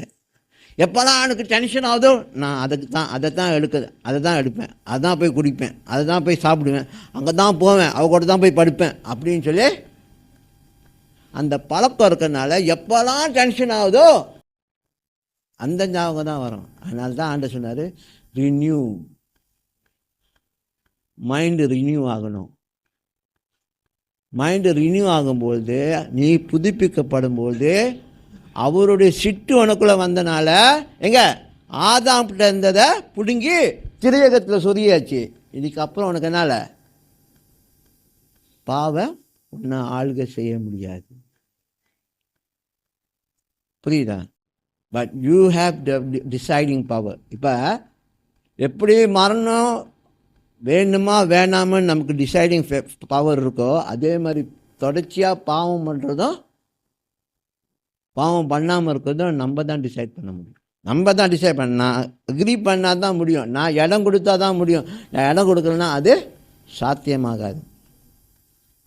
ஏன்னா வேதம் தெளிவாக சொல்லுது, மனுஷன் அவன் தன் சுய இச்சையினால் இழுக்கப்பட்டு, சுயங்கம் மாதிரி இழுக்கப்பட்டு, அப்படியே இழுக்கப்பட்டு, இந்த தவக்கலையை பார்த்துருக்கீங்களா? தவளையை பார்த்துருக்கீங்களா? அது ஒரு பறவையை சாப்பிட்றதுக்கு என்ன செய்யும்? வாயை திறந்து நாக்க பட்டு இழுக்கும். அந்த மாதிரி பாவம் என்ன செய்யுதுன்னா வருது, இந்த இச்சை இருக்க அது அப்படியே அந்த பாவத்தை போய் இழுக்குது. அப்புறம் அது கர்ப்பம் தரித்து, இங்கே பாருங்க, இந்த இந்த இந்த சுய இச்சையினால் இழுக்கப்படும் போது அவன் இமிடியட்லி பாவம் பண்ண மாட்டான். அது இழுத்து அது உள்ளுக்கு கர்ப்பம் தரித்து வளர்ந்து, எப்படி கத்திரிக்காய் முத்துனா தெருவுக்கு வருது, எப்படி கர்ப்பம் தரித்தா 9 மாதம் 10 மாதத்தில் புள்ள கருவிலேருந்து வெளியாகுது, அதே மாதிரி பாவமும் அதோடைய கிரியைகளை வெளிரங்கமாக்கும். ஆனால் தான் பாவம் பண்ணுறவன் பாவம் பண்ணிக்கிட்டே இருக்க முடியாது, ஒரு நாள் அகப்படுவான். திருடன் திருடிக்கிட்டே இருப்பான், ஒரு நாள் அகப்படுவான். ஏன்னா அது முத்தின பிறகு தெருவுக்கு வந்து தான் ஆகணும். அது முத்தின பிறகு வெளிச்சத்துக்கு வந்து தான் ஆகும். அதுக்கு இவ்வளவு நாள் இருளிலிருந்து மறைஞ்சி மறைஞ்சி மறைஞ்சி செஞ்சது, அவருடைய பிரகாசம் வரும்போது அது தெருவுக்கு வந்து தான் ஆகும், வெளிரங்கமாக்கப்படும். அதனால தான் ஒளி, போன வாரம் பேசினேன், ஒளி அதனால தான் இப்பயே என்ன செய்யுங்க, ஆண்டவரே இந்த இடத்துல எனக்கு இருளாக இருக்குது, உங்களுடைய வசனத்தின் ஒளி, உங்களுடைய பிரகாசமான ஒளி, நீங்கள் உலகத்துக்கு ஒளியாக இருக்கீங்க, அந்த ஒளி வீசட்டும். வீசும்போது இருள் நீங்கும். வெளிச்சம் எங்கே வருதோ இருளுக்கு இடம் இல்லை. வெளிச்சம் எங்கே வருதோ இருளுக்கு இடம் இல்லை. இயேசு கிறிஸ்துவோடைய ஒளி எங்கே வருதோ அங்கே உங்கள் வாழ்க்கையில் வெளிச்சம் உண்டாகும். இருள் அங்கே ஆட்சி செய்ய முடியாது. இருள் அங்கே நிரந்தரமாக இருக்க முடியாது. அல்லேலூயா. அது உங்களுக்கு உண்டாகிற வெற்றி. நினைக்காதீங்க நான் கடைசியில் ஜெயிச்சா அதுதான் வெற்றி. இல்லை, நான் பர்ஃபெக்டாக வந்துட்டு தான் இல்லை. ஒவ்வொரு கட்டம் உங்கள் வாழ்க்கையில், ஒவ்வொரு பகுதியும், ஒவ்வொரு ஏரியா உங்கள் வாழ்க்கையில். நான் சொன்னேன், உங்களுடைய உங்களுடைய இறுதியின் சிங்காசனத்தில் யார்? உங்கள் சிங்காசனத்தில் யார்? உங்கள் ஹார்ட்டில் யார் இருக்கா? நகக்கிற கேள்வி, யார் இருக்கா? ஸோ உங்களுடைய வாழ்க்கையோட ராஜா யார்? Who is ringing your life? யார் உங்கள் வாழ்க்கையை ஆட்சி செய்கிறார்? நீங்களும் சரி, நானும் சரி இல்லை. அவர் ஆட்சி செய்யணும். அவர் ஆட்சி செய்யணும். அவரோடு சேர்ந்து நம்ம ஆட்சி செய்யணும். இந்த கான்செப்ட் தான். அவர் எப்படி பூமியை ஆட்சி செய்யும்போது நம்ம சேர்ந்து ஆட்சி செய்கிறோமோ, அவர் ஆட்சி செய்யும்போது அவரோடு சேர்ந்து நம்மளை வாழ்க்கையை ஆட்சி செய்யும்போது அதுதான் முற்றிலுமான வெற்றி. அல்லேலூயா. அவர் ஆட்சி செய்யும்போது நம்ம ரவுடி ஆகிடக்கூடாது. நல்லவன் இருக்கான், கெட்டவன் நம்ம தான் கெட்டவன். எப்போதும் ஒரு இதில் பாருங்கள், ஒரு சீனில் பாருங்கள், ஒரு படத்தில் கூட ஒரு வில்லன் இருப்பான், ஒரு ஹீரோ இருப்பான். வில்லன் ஹீரோ அதிக நேரத்தில் அழிக்கணும் பார்ப்போம், ஆனால் கடைசியில் ஹீரோ அடிச்சிடுவார். அந்த மாதிரி தான் இப்போ நம்ம வாழ்க்கையில் நம்ம வில்லனாக ஆகிடக்கூடாது. ஆண்டருக்கு அவர் ஆட்சி செய்கிறாரா, அவரோடு சேர்ந்து ஆட்சி செஞ்சு இந்த வாழ்க்கையை நம்ம ஜெயிக்கணும். அப்போ ஒவ்வொருத்தரும் அந்த மாதிரி ஜெயிக்கும்பொழுது you are going to be the living testimony. நீங்கள் தான் உயிர் உள்ள சாட்சி. அல்லேலூயா. இதுதான் இன்றைக்கி உலகம் பார்த்துக்கிட்டு இருக்கு. யார் நம்ம இந்த சூழ்நிலை தூக்கி எடுப்பா? யார் நம்மளை காப்பாற்ற முடியும்? இதுக்கு தாங்க உலகம் காத்துக்கிட்டு இருக்கு. இதுக்கு தான் இயற்கையே காத்துக்கிட்டு இருக்கான். சீக்கிரமாக பூர்ண புருஷராகுங்க. நீங்களாம் பூர்ண புருஷரானால் தான் எங்களுக்கு ஜீவன் உண்டாகும். நீங்களாம் பிள்ளையாக இருக்காதீங்க, இன்னும் பிள்ளையாகவே இருந்துக்கிட்டு இருக்காதீங்க. நீங்களாம் என்ன செய்யுங்க? குமார்த்திகளாக வளர்ந்து வாங்க சீக்கிரம். Become sons and daughters, no more children. நம்ம பிறக்கும்போது தான் சில்ட்ரன். சைல்டு பிறக்கும்போது சைல்டு பாருங்க, பிறக்கும்போது சைல்டு. யோவான் 1:12. அப்புறம் இன்னொரு இடத்துல சொல்கிறதுக்கு you are the children of லைட்டுன்னு. அப்படின்னா கொஞ்சம் வளர்ந்துருக்கும். இப்போ அடுத்து sons of God, daughters of God. இவங்கள்ட்ட தான் பொறுப்பு கொடுப்பார் ஆண்டவர். பிறந்த பிள்ளைக்கும் சரி, வளர்ந்து வர பிள்ளைங்களுக்கிட்டையும் கொடுக்க மாட்டார். பிறந்தோடனே you are a child of God. அப்புறம் கொஞ்ச நாள் நீ நான் வாழ்ந்துக்கிட்டு இருக்க, கொஞ்சம் நல்லா வாழ்ந்துக்கிட்டு வெளிச்சத்தை கொஞ்சம் அங்கங்கே காமிச்சிட்ருக்கியா, கொஞ்சம் ட்ரான்ஸ்ஃபர்மேஷன் நடக்குதா, you are the children of லைட்ன்றார். உங்கள்கிட்ட கொஞ்சம் பிரகாசம் இருக்குது, அதனால் நான் இப்போ உனக்கு நியமிக்கிறேன். நீ தான் வெளிச்சத்தின் பிள்ளைகள். அங்கே சில்ட்ரன் அங்கே தமிழ் பிள்ளைகள் இருக்குது. இது யோவான் பாண்டிலையும் பிள்ளை தான் இருக்கா? அது ரெண்டும் ஒரே தான். ஆனால் இங்கிலீஷில் வேறு. இங்கே சைல்டு, அப்புறம் சில்ட்ரனு, அப்புறம் சன்னு, டாட்டர். இந்த இடத்துல அதை காமிக்குது அந்த இது. அப்போ அந்த சன்னு டாட்டர்னு வர்ற இடத்துல தான் பொறுப்பை கொடுக்குறாரு, அதிகாரத்தை உங்களுக்குள்ளே செயல்படுத்துகிறாரு. இன்னும் தீவிரமாக நீங்கள் காரியங்களை செய்கிறதுக்கு அந்த இடத்துக்கு வந்தால் தான் எல்லாமே மறுரூபம். நீங்களும் நானும் அந்த இடத்துக்கு வராத வரைக்கும் எதுவுமே மறுரூபம் அடையாது. ஓகே, புரியுதா? நமக்குள்ள இன்றைக்கி நம்ம ஒரு காலத்தில் பாவத்திலேருந்து விடுதலையாகணும்னு சொல்லி தவித்து கொண்டு இருந்தோம். எத்தனை பேர் தவித்தீங்க? எத்தனை பேர் உங்கள் பழக்கங்கள்லேருந்து, உங்கள் பாவத்துலேருந்து, உங்கள் சாபங்கள்லேருந்து நான் எப்படினாச்சும் விடுபடணும்னு சொல்லி தவிச்சிங்க இருந்தீங்களா? இயேசு அறியாத முன்னுக்கு அதுக்கு பதில் கொடுத்தாரு. இயேசு வந்தார், அவரை பற்றி கேள்விப்பட்டீங்க, ரட்சிக்கப்பட்டீங்க, முடிஞ்சு, செட்டில். இப்போ நம்ம வளர்கிறோம், அவருக்குள்ளே அவர் சாயலுக்குள்ளே வளர்ந்து வருகிறோம். கிருபை நிமித்தம் வளர்ந்து வருகிறோம். அந்த கிருபை எதுக்குன்னா, நீங்கள் எங்கெல்லாம் டிசைட் ஆண்டு சொன்னார்ல பாவம் பண்ண மாட்டீங்கன்னு, எப்போல்லாம் பாவம் பண்ணுறீங்க இந்த கிருபை உங்களை அப்படி தூக்கி வச்சிடும் அந்த இடத்துக்கு.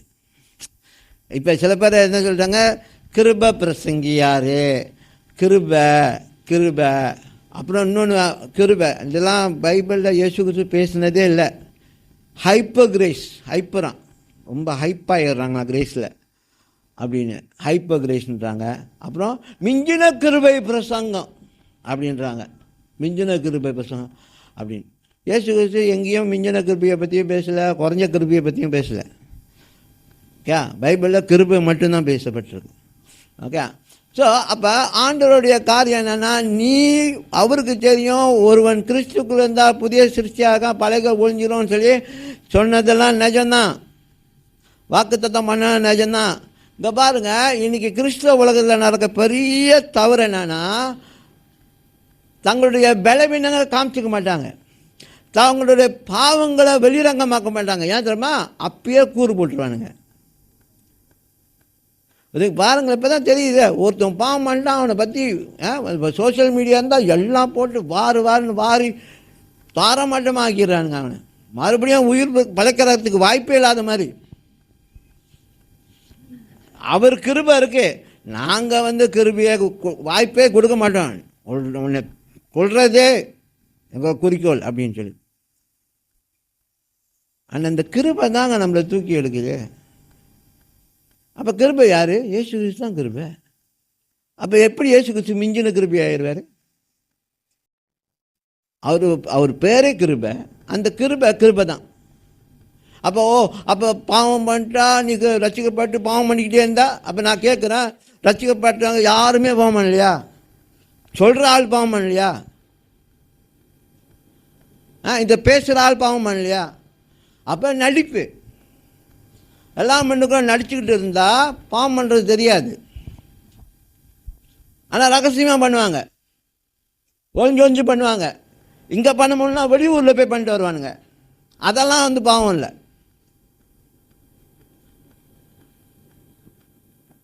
ஸோ ஆண்டவர் கிருபியை அழகாக சொல்லி, நீ உன்னை காப்பாற்றுறதுக்கு, நீ அங்கே விழுந்துட்டேன்னா உன்னை தூக்கி எடுத்துக்கிறதுக்கு இதுக்கு வச்சுருக்காரு. நீ இம்ப்ரூவ் ஆகணும் வாழ்க்கையில் அப்படின்னு சொல்லி, உன் வாழ்க்கையில் இம்ப்ரூவ்மெண்ட் கொண்டு வரத்துக்கு தான் நான் கிருபியை கொடுத்துருக்கேன். அந்த கிருபையை ஏன் தப்பாக பேசணும்? அந்த கிருபையை ஏன் தப்பாக பேசணும்? முதலாவது யார் உனக்கு ரைட் கொடுத்தா அந்த கிருபையை பற்றி தப்பாக பேசு? இயேசு கிறிஸ்து தான் கிருபை, அவர் என்ன செய்கிறோ அவர் செய்வார். உனக்கு என்ன? ஒருத்தன் எப்படி போனால் அவனை எந்த இடத்துல தூக்கி எடுக்கணும் அவருக்கு தெரியும். அழுவி போன சரீரத்தை இயேசு கிறிஸ்து உயிர்ப்பிக்கலையா? ஏன் தெரியாது? நான் போகலன்னா அவன் செத்து போயிடுவான்னு தெரியாதா? அவருக்கு செத்து போயிடுவான்னு அப்பயும் 4 நாளில் வந்தார், அழுவி போன பிறகு உயிர்ப்பிச்சாரா இல்லையா? அப்போ ஒருத்தனோட வாழ்க்கை எவ்வளோ மோசமாக போனாலும் தூக்கி எடுக்க அவர் இருக்கிறார். நீ ஏன் கமெண்ட் பண்ணிகிட்டு இருக்க? நீ ஏன் தேவையில்லாமல் பேசிக்கிட்டு இருக்க? உன்னால் பண்ண முடியலன்னா வாய மூடிக்கிட்டு. அந்த கிருபையை நீ தவறாக பேசிகிட்டு இருக்க. அந்த அப்படிப்பட்ட உற்சாகமான பிரசங்க, ஆட்களை உயிர்ப்பிக்கிற பிரசங்கத்தை ஏன் பேசுகிற தப்பா? I don't understand. எப்போ பார்த்தாலும் இந்த கிருபை பிரசங்கியார், கள்ள உபதேசம், அப்படி இப்படின்னு.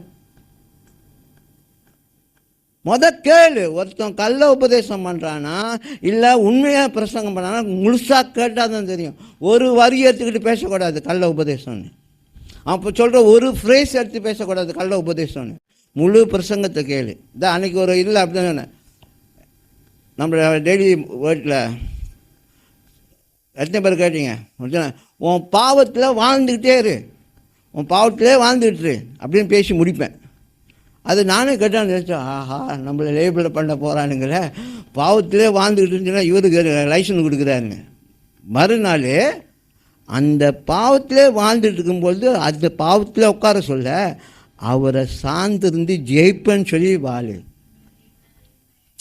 அந்த மாதிரி தான் இப்போ பாருங்க, அந்த பிரசங்கத்தை கடைசியில் முடிச்சபோது என்ன சொல்லுவோம், என்னடா இவர் இப்படி பேசுகிறாரு, பாவத்தை உன் பலவீனத்திலே வாழு அப்படின்னு சொல்லி பேசிகிட்டு இருக்காரு. அப்போ மறுநாளுக்கு பதில் வருது. அப்போ நீ மறுநாள் பார்க்கலன்னா நீ என்ன செய்வ? என்னை அப்படி தான் லேபிள் பண்ணிடுவேன். ஓ இவர் பாவம் பண்ணலாம், நம்ம பலவீனத்திலே வாழு அப்படின்னு சொல்லி லேபிள். இதுதான் பிரச்சனை. அரை குறையாக கேட்டால் அரை குறையாக தான் புத்தி வேலை செய்யும்.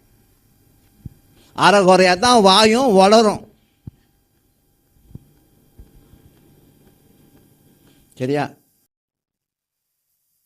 ப்ளீஸ், ஒரு மனுஷனுடைய நிலையை கர்த்தர் நிலைப்படுத்துகிறார். மனுஷன் நம்ம தப்பு தான் பேசுகிறோம், நம்ம நெகட்டிவாக பேசுவோம், அவங்கள குறைப்பாக பேசுவோம். நீங்களும் நானும் யாருங்க? உயிர் கொடுத்தவர் அவர், ரத்தம் சிந்தினது அவர். அவர் எந்த காலகட்டத்தில் அவனை காப்பாற்றணும்னு சொல்லி அவருக்கு தெரியும். நீங்களும் நானும் ஜட்ஜ் பண்ண வேணாம்.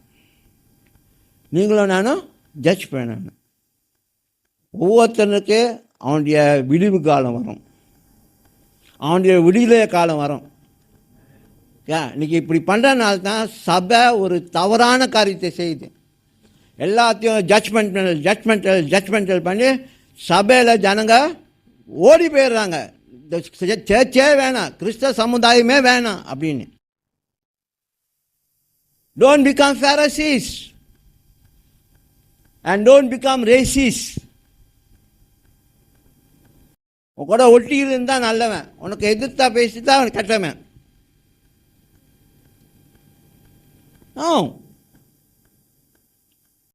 கிருபை அது தேவன். தேவன் ஒரு மனுஷனுடைய வாழ்க்கையை நிலைப்படுத்த ஆசைப்படுறாரு. லாசரு ஏங்க வரல? சொன்னபோதே வந்திருந்தா அது சொல்கிறால, நான் சொன்ன உங்களுக்கு தகவல் கிடைச்ச போதே வந்திருந்தா அண்ணன் செத்துருக்க மாட்டானே. அதான் இன்னைக்கு சபை, இன்னைக்கு அதுதான். நீ வந்திருந்தா எல்லாம் இருக்குமே, ஏன் வந்திருந்தா சரியாக இருக்குமே. ஆனால் அவருக்கு தெரியும், நீ செத்தாலும் அவன் உடம்பு அழுகி போனாலும் நான் வந்தா அவன் உயிரோடு வருவான். இப்போ மரியாளுடைய மென்டாலிட்டி, அதான் மார்த்தாளுடைய மென்டாலிட்டி நமக்கு இருக்கக்கூடாது. நீ வந்திருந்தா, ஏன்னா இயேசுவை குற்றப்படுத்துகிறாங்க பார்த்தீங்களா, நீ வந்திருந்தா இறந்துருக்க மாட்டான். நீ வந்திருந்தீங்களா அப்பயே வந்திருந்தா அண்ணன் செத்துருக்க மாட்டான். அவன் சொல்கிறாரு, அவன் செத்தான், அவன் வியாதியும் செத்துச்சு. அவன் வெளியே வரும்போது வியாதி இல்லாமல் வந்தான், உயிரோடு வந்தான். எதுனாலும் நீ வந்திருந்தா அவன் செத்துருக்க மாட்டான், ஆனால் வியாதியிலே இருந்திருப்பான். ஆனால் அவன் செத்தனால, அவன் சரீரம் அழுகி போனால, அவர் கூப்பிட்ட போது அவன் வந்த உயிரோடு வரும்போது புதிய சரீரத்தோடு வந்தான், வியாதி இல்லாமல் வந்தான். அல்லேலூயா.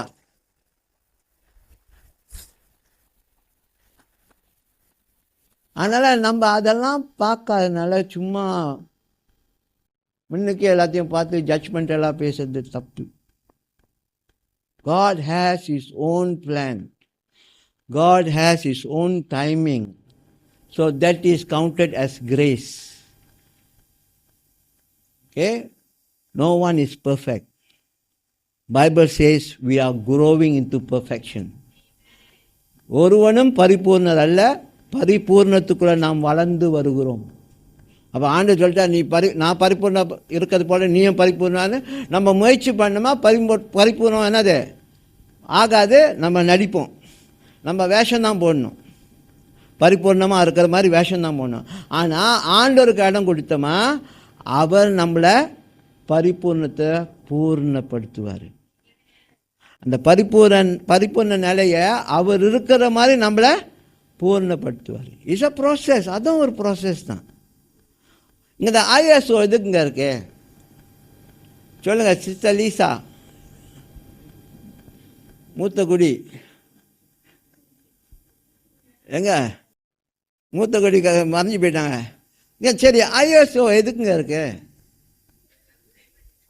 எனக்கு தெரிஞ்சு சிஸ்டர் லீசாவுடைய கம்பெனியில் அவங்க கொடுத்த இன்ஃபர்மேஷன் பிரகாரம் அவங்க ஒவ்வொரு 3 மாதம், ஒவ்வொரு 6 மாதம், ஒரு வருஷத்தில் கிட்டத்தட்ட ஒரு 3 தடவை 4 தடவை ISO அவங்க கம்பெனியில் பொருட்களை அங்கீகாரம் பண்ணுவாங்களாம். ISO ஒரு தடவை அங்கீகாரம் கொடுத்தா பார்த்தாதா? ஒரு தடவை அங்கீகாரம் தான் ஏங்க அது ஒவ்வொரு தடவை ஒரு வருஷத்தில் 4 தடவை வராங்க, 3 தடவை வராங்க. அதுதான் growing into perfection. அந்த பொருளோட தரம் வந்து இன்னும் இன்னும் பெஸ்ட்டாக இன்னும் தரம் கூட போக போக என்னது வராங்க, என்டோஸ் பண்ண வராங்க, அப்ரூவ் பண்ண வராங்க. ஓகே, இந்த பொருள் அப்ரூவ், இதுக்கப்புறம் அதை பாய்க்கலாம். அதே மாதிரி தான் வாழ்க்கையும். இந்த க்ரோவிங் டு பெர்ஃபெக்ஷன் அதே மாதிரி தான். நமக்குள்ளே மாற்றம் வர வர நமக்குள்ளே அந்த பரிபூர்ண பெருக பெருக பிதா என்ன செய்கிறாரு, என்டோஸ் பண்ணிக்கிட்டே இருப்பார். ஏசு என்டோஸ் பண்ணார் எப்படி?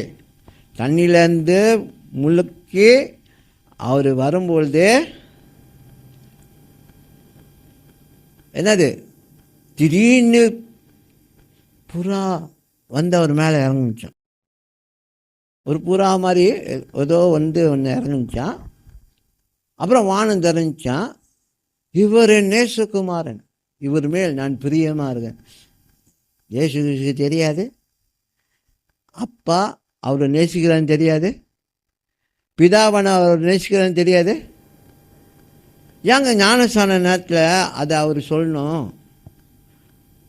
The Father has allow his son to come to earth. அவர் இருக்கிற ரேம் வேற, இப்போ இவர் ஃபிசிக்கலாக இங்கே இருக்கிற ரேம் வேற. இவர் ஆவில பிதாவோட ஐக்கியம் பண்ணுறாரு. ஆனால் ஃபிசிக்கலாக வாழும்பொழுது இவருக்கும் என்கரேஜ்மெண்ட் தேவை, இவருக்கும் அங்கீகாரம் தேவை. புரியுதா? அதனால தான் உங்களை அடிக்கடி அங்கே வசனத்தை வச்சு ஆண்டவரை உற்சாகப்படுத்துகிறாரு. ஏன் அவ்வளோ வசனம் எழுதப்பட்டிருக்கு? ஏன் நீங்களாம் எதிர்பார்க்குறீங்க? நம்மளை யாரும் உற்சாகம் பண்ண மாட்டேங்கிறாங்க, நமக்கு நம்ம பற்றி சரியான மோட்டிவேஷனலாக யாரும் சொல்ல மாட்டேங்கிறாங்க, பாசிட்டிவாக நம்மளை பற்றி பேச மாட்டாங்க. ஏன் எதிர்பார்க்குறீங்க?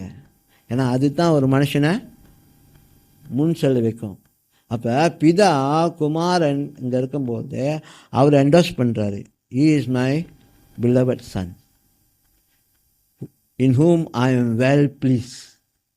அப்போ இயேசு கிறிஸ்து ஒவ்வொரு இடத்துலையும் பிதா என்டோஸ் பண்ணுறாரு பாருங்க. அவரை பிதா அவரை பற்றி பேசுகிறாரு, பிதா அவரோடு கூட இருக்கிறாரு, அவர் கூடவே இருக்கிறாருன்னு சொல்லி என்டோஸ் பண்ணுறாரு.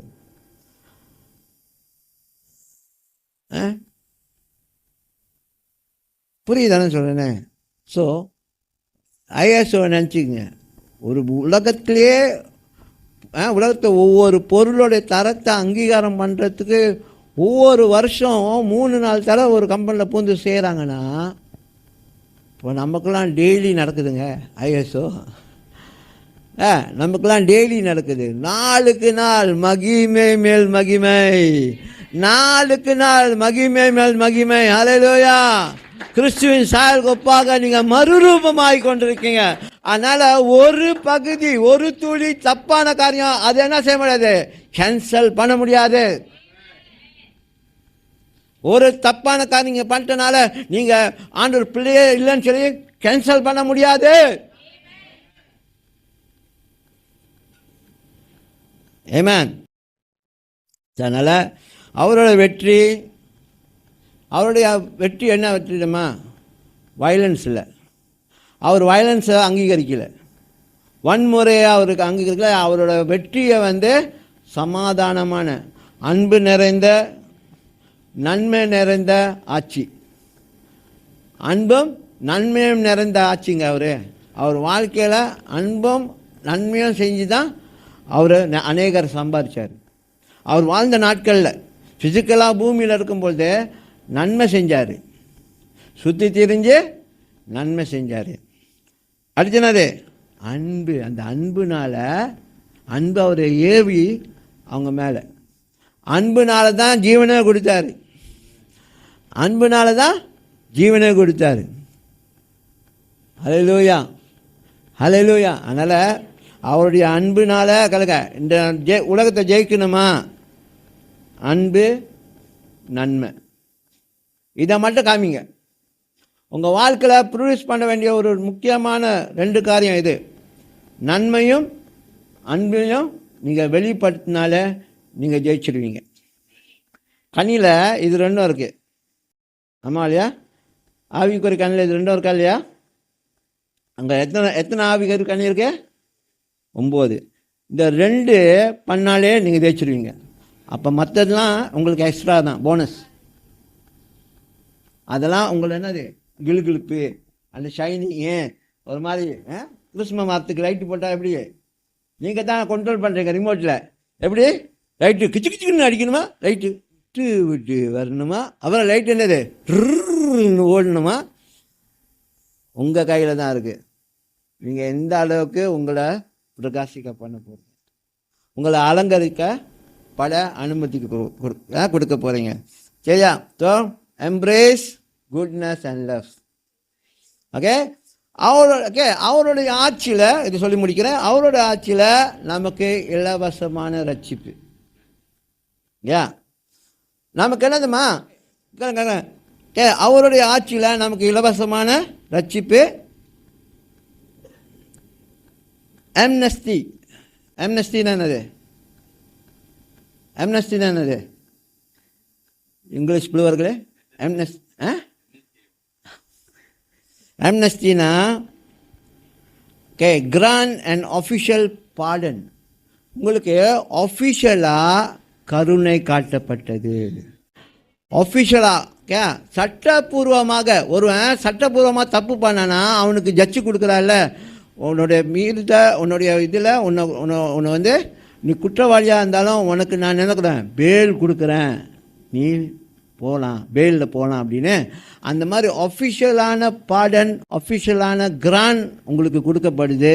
பாவத்திலேருந்து நீங்கள் முற்றிலுமாக கழுவப்பட்டீங்க, பாவத்திலேருந்து முற்றிலுமாக நீங்கள் என்னது விடுதலை செய்யப்பட்டீங்க. ஹல்லேலூயா.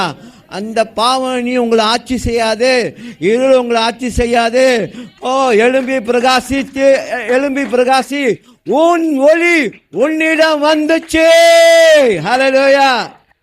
உனக்கு வர வேண்டிய ஒளி உனக்கு வந்துருச்சான். பாருங்க, வசனத்தை கேளுங்க, உங்களுக்கு வர வேண்டிய ஒளி உங்களுக்கு வந்துருச்சான். அப்படின்னா எல்லாத்துக்கும் ஒளி இருக்கு, எல்லாருக்கும் ஒளி வரும்போது வெளிச்சம் உண்டாகும். ஆமென். ஹல்லேலூயா. ஸோ அவரை ஏற்றுக்கொண்ட அத்தனை பேருக்கும் அவர் சட்டப்பூர்வமாக நீங்கள் குற்றவாளிகள் அல்ல, உங்கள் பாவங்கள்லாம் மன்னிக்கப்பட்டது. ஏன்னா நீங்கள் பாவம் பண்ணல, பூர்வ காலத்தின் பாவத்தினால் நீங்கள் அகப்பட்டிருந்த காரியத்திலேருந்து உங்களுக்கு முற்றிலுமாக விடுதலை பெற்று உங்களை நான் நீதிமான் என்று சொல்லி தீர்ப்பு செய்கிறேன்னு சொல்லி ஆண்டவர் நமக்கு என்னது தீர்ப்பு கொடுத்துட்டாரு. ஹல்லேலூயா. ஒரு பலத்தக்காரங்களை தட்டுவோம் ஆண்டவருக்கு. Hallelujah. Amen. Church rejoice. Hallelujah. Amen. Hallelujah. நமக்கு அப்படிப்பட்ட ஒரு காரியத்தினால நம்பிக்கையோடு வாழுங்க. யார் என்னத்தை தான் பேசினாலும், யார் என்னத்தை தான் யூடியூப்பில் எத்தனை செய்தி கேட்டாலும் மறந்துடாதீங்க, நம்மளுடைய என்லைன்மெண்ட் சரியாக இருக்கணும். எத்தனை பேர் எத்தனை வேணுமா சொல்லலாம், எத்தனை விமர்சனம் பண்ணலாம், எத்தனை காரியம் பேசலாம். ஆனால் நம்ம ஃபெய்த்துக்கு நம்மக்குள்ளே எது அக்செப்ட் பண்ண முடியுது, எதெல்லாம ஆவியானவர் அனுமதிக்கிறாரோ அதை மட்டும் எடுங்க. மீனை சாப்பிடுங்க, மீனை சாப்பிடுங்க, மீனை சாப்பிட்டு மண்டையை போட்டு அந்த கதை இல்லைங்க. மீனை சாப்பிட்டு மண்டையை போடுற கதை இல்லை. மீனை சாப்பிடுங்க, சதையை மட்டும் சாப்பிடுங்க, முள்ளை தூக்கி போட்டுருங்க. அந்த மாதிரி கேட்குற செய்திகள் எல்லாமே எனக்கு சதை மட்டும்தான் வேணும், தேவையில்லாதது வேணாம். அதை ஃபில்டரேஷன் பண்ணக்கூடிய அந்த தன்மையை, அந்த அப்படிப்பட்ட ஒரு விழிப்புணர்வை தேவன் உங்களுக்கு கொடுப்பாராக, பரிசுத்தாவி கொடுப்பாராக. ஆகையால் நீங்கள் எதை கேட்டாலும் என்ன கேட்டாலும் உங்களுக்குள்ளே எதை ரிசீவ் பண்ணணுமோ அதை மட்டும்தான் ரிசீவ் பண்ணணும். எது எனக்கு தேவையில்லையோ அவைகளை ரிஜெக்ட் பண்ணணும். ஏன்னா இன்றைக்கி நிறையா அங்கே பேசப்படுது, நிறையா நம்ம போகிற இந்த ஜேர்னியில் சம்மதம் இல்லாத காரியம்லாம் பேசப்படுது. அதனால் அதெல்லாம் கேட்டு அகப்பற்றாதீங்க. அதெல்லாம் கேட்டு உங்களை மறுபடியும் அழிவுதானத்துக்குள்ளே கொண்டு போயிடாதீங்க. உங்களை மறுபடியும் அந்த சோகமான இடத்துக்கு மறுபடியும் அந்த கடந்த காரியத்துக்கு போயிடாதீங்க. கேர்ஃபுல்லாக இருங்க, கேர்ஃபுல்லாக இருங்க, கேர்ஃபுல்லாக இருங்க. அவர் ஆட்சியில் 2 காரியம் நடக்குது. என்னது? அந்த ராஜபாத நாளில் என்னது? வெற்றியும் கிருபையும், அன்பும் நன்மையும், நன்மையும் அன்பும். இதை செஞ்சால் போதும், நம்ம வெற்றி வாழ்க்கை வாழலாம். ஹல்லேலூயா. God bless you. ஜெபம். Thank you, Father. Hallelujah. Hallelujah. Oh, Rikama Shantara Laboriante Rikama Marianta. பிதாவே, இந்த அருமையான வேலைக்காக நன்றி செலுத்துகிறோம். ஆண்டவரே, இந்த நாளில் நாங்கள் கேட்ட செய்திக்காக நன்றி ஆண்டவரே. எங்கள் வாழ்க்கையை இன்னும் தெளிவுபடுத்துறதுக்காக நன்றி. எங்கள் எண்ணங்களை தெளிவுபடுத்துறதுக்காக நன்றி. நாங்கள் எதை ஆண்டவரே தெரிந்து கொள்ள வேண்டுமோ அதை மட்டும் தெரிந்து கொள்ள, எது எங்களுக்கு பக்தி விருத்தி உண்டாக்குதோ அதை மட்டும் நாங்கள் பெற்றுக்கொள்ள, எது எங்கள் ஆவிக்குரிய வாழ்க்கைக்கு புரோஜனமாக இருக்குது, உறுதுணையாக இருக்கோ அதை மட்டும் எடுத்துக்கொள்ள, எதெல்லாம் எங்களை எப்போதும் ஆவிக்குள்ளே கொண்டு போகக்கூடிய காரியமோ அதுக்குள்ளே நாங்கள் எப்போதுமே பங்கு பெற்று அதில் தங்கியிருக்க வளர எங்களுக்கு கிருபை செய்வதற்காக நன்றி. அப்பா, தேவையில்லாத குப்பைகளை எடுத்துக்கொள்ளாதபடிக்கு, தேவையில்லாத எதிர்மறையான காரியங்களை எடுத்துக்கொள்ளாதபடிக்கு, சேர்த்துக்கொள்ளாதபடிக்கு எங்கள் வாழ்க்கையை நாங்கள் காத்துக்கொள்ள நீங்கள் கூட இருந்து எங்களை பொறுப்படுத்திக் கொள்வதற்காக நன்றி. அதனால் ஒவ்வொருத்தர் மேலே நான் பேசுகிறேன், தெளிவை பேசுகிறேன், நன்மையை பேசுகிறேன், அன்பை பேசுகிறேன், சமாதானத்தை பேசுகிறேன். எதெல்லாம் உங்கள்கிட்ட வருகிறதோ, எதெல்லாம் உங்களால் உண்டாகிறதோ, எங்களுக்குன்னு சொல்லி அது இருக்கிறது நியமிக்கப்பட்டதோ அதை மட்டும் நாங்கள் பெற்றுக்கொண்டு வாழ நீங்கள் எங்கள் மேலே பாராட்டுற எல்லா கிருபைகளுக்காக நன்றி, தயவுக்காக நன்றி. இயேசுவின் நாமத்தில் நன்றியோடு ஜெபிக்கிறேன் நல்ல பிதாவே. ஆமென், ஆமென், ஹல்லேலூயா. கர்த்தர் நல்லவர். பக்கத்தில் உள்ளவங்க பார்த்து சொல்லுங்கள், you are the best. Amen.